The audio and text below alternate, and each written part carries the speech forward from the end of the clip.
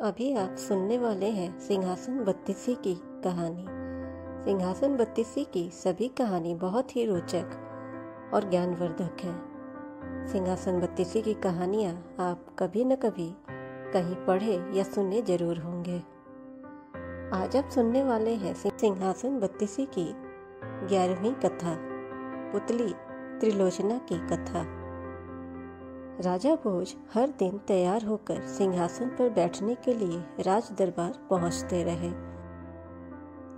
और हर दिन दिव्य सिंहासन की सुंदर पुतलियां जागृत होकर उन्हें टोकती रहीं। हर पुतली उन्हें राजा विक्रमादित्य के त्याग और शौर्य की अतुलनीय गाथा सुनाकर सिंहासन पर बैठने से रोक देती थीं। अब तक आप 10 पुतलियों द्वारा सुनाई कथा सुन चुके हैं। आज आप 11वीं पुतली त्रिलोचना की कथा सुनेंगे। पुतली त्रिलोचना की पूरी कथा जानने के लिए आप वीडियो को लास्ट तक जरूर देखें और चैनल पे अगर नए हैं तो चैनल को सब्सक्राइब करें, नोटिफिकेशन बेल दबाएं ताकि हमारी हर कहानियाँ आप तक पहुँचती रहें। वीडियो को ज़्यादा से ज़्यादा लाइक और शेयर करें। अगले दिन राजा भोज जब दरबार में पहुंचे तो 11वीं पुतली त्रिलोचना जैसे जागृत होने के लिए तैयार हो बैठी। त्रिलोचना बोली, हे राजा, आप प्रतिदिन इस सिंहासन पर बैठने के लिए आते हैं और राजा विक्रमादित्य की कथा सुनने के बाद आप लौट जाते हैं। फिर भी आपने अब तक हिम्मत नहीं हारी। राजा भोज का अभिमान अब कम हो चला था।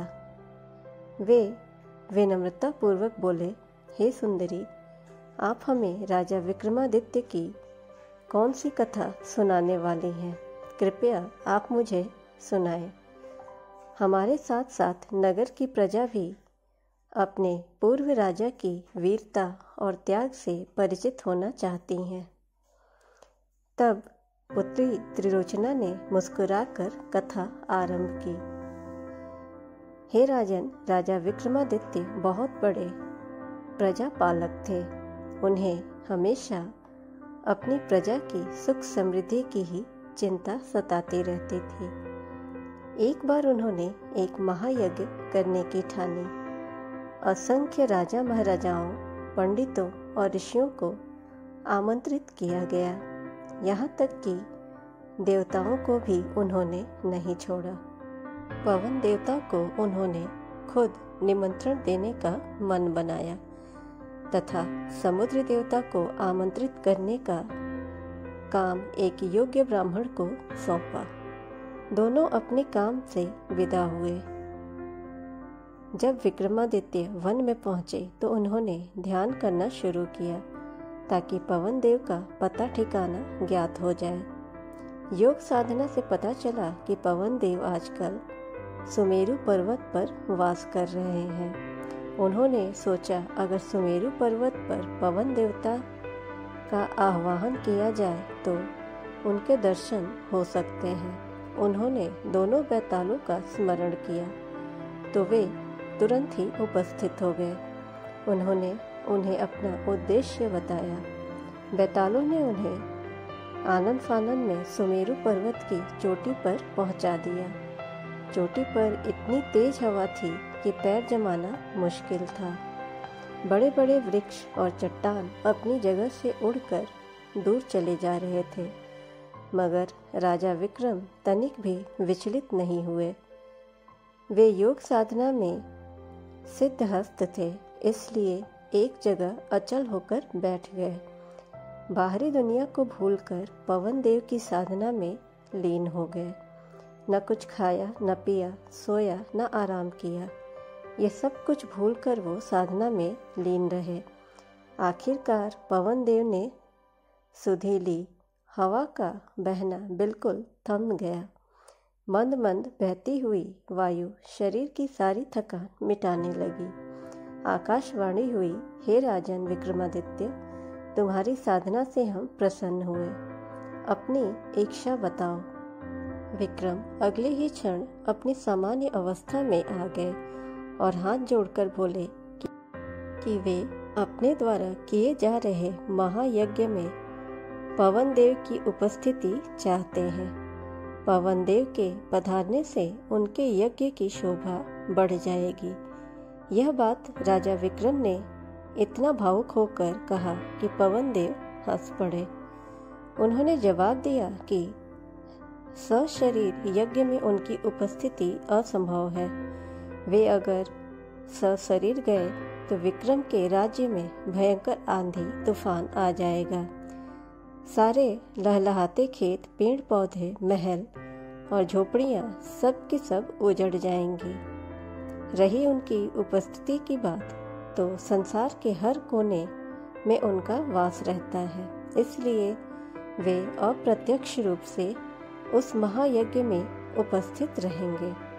राजा विक्रम उनका अभिप्राय समझकर चुप हो गए। पवन देव ने उन्हें आशीर्वाद देते हुए कहा कि उनके राज्य में कभी अनावृष्टि नहीं होगा और न कभी दरिद्रता का सामना उनकी प्रजा को करना पड़ेगा। उन्होंने विक्रम को कामधेनु गाय देते हुए कहा, इसकी कृपा से कभी भी राजा विक्रम के राज्य में दूध की कमी भी नहीं होगी। जब पवन देव लुप्त हो गए तो राजा विक्रमादित्य ने दोनों बैतालों का स्मरण किया और बैताल उन्हें लेकर उनके राज्य की सीमा तक आ गए। जिस ब्राह्मण को राजा विक्रम ने समुद्र देवता को आमंत्रित करने का भार सौंपा था, वह काफी कठिनाइयों को झेलते हुए सागर तट पर पहुंचे। उन्होंने कमर तक सागर में घुसकर समुद्र देवता का आह्वान किया। फिर उसने बार बार दोहराया कि महाराज विक्रमादित्य महायज्ञ कर रहे हैं और उनका दूत बनकर उन्हें आमंत्रित करने आया हूँ। अंत में समुद्र देवता असीम गहराई से निकलकर उनके सामने प्रकट हुए। उन्होंने ब्राह्मण से कहा कि उन्हें उस यज्ञ के बारे में पवन देवता ने सब कुछ बता दिया है। वे पवन देव की तरह ही विक्रमादित्य के आमंत्रण का स्वागत तो करते हैं, लेकिन सशरीर वहां सम्मिलित नहीं हो सकते। तब ब्राह्मण ने समुद्र देवता से अपना आशय स्पष्ट करने का सादर निवेदन किया। तब वे बोले कि अगर वे यज्ञ में सम्मिलित हो गए तो उनके साथ अथाह जल भी जाएगा और उनके रास्ते में पड़ने वाली हर चीज डूब जाएगी। चारों ओर प्रलय सी स्थिति पैदा हो जाएगी, सब कुछ नष्ट हो जाएगा। तब उस ब्राह्मण ने जानना चाहा कि उसके लिए उनका क्या आदेश है। तो समुद्र देवता बोले कि वे राजा विक्रम को सकुशल महायज्ञ संपन्न कराने के लिए शुभकामनाएं देते हैं। अप्रत्यक्ष रूप में यज्ञ में आद्योपति विक्रम उन्हें महसूस करेंगे, क्योंकि जल की एक एक बूंद में उनका वास रहता है। यज्ञ में जो जल उपयोग होगा उसमें भी उनकी उपस्थिति रहेगी। उसके बाद उन्होंने ब्राह्मण को 5 रत्न और 1 घोड़ा देते हुए कहा, मेरी ओर से राजा विक्रमादित्य को यह उपहार में दे देना। तब वह ब्राह्मण घोड़ा और रत्न लेकर वापस चल पड़े। उनको पैदल चलता देखकर वह घोड़ा मनुष्य की बोली में उनसे बोला कि इस लंबे सफर के लिए ब्राह्मण उसकी पीठ पर सवार क्यों नहीं हो जाते।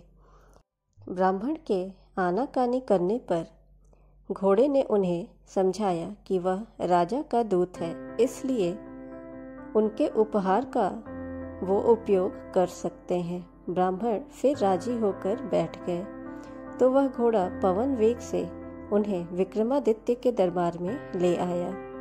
घोड़े की सवारी के दौरान उनके मन में इच्छा जागी, काश यह घोड़ा मेरे पास होता।